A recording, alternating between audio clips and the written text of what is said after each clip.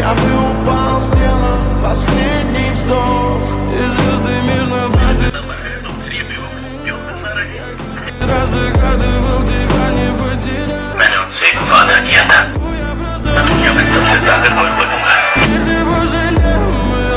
सोनियो सोजू के पिता और बेटी की जहर में हत्या होने के बाद उनका जो एक शिष्य जिंदा बच गया था, उसने सांप वाले तलवारबाजी के दूतों पर हमला किया और वहां के 67 लोगों को मार डाला।